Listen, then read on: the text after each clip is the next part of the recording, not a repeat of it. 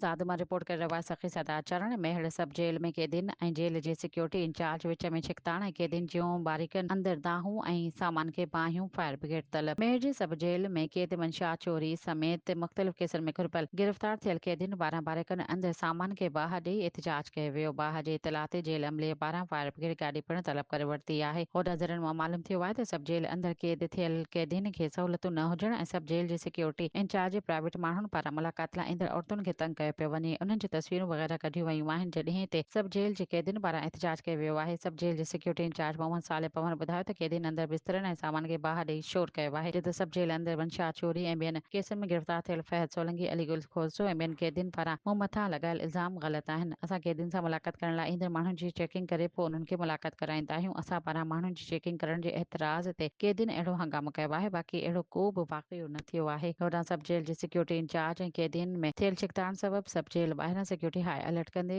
सब जेल जा गेट बंदि कया विया आहिनि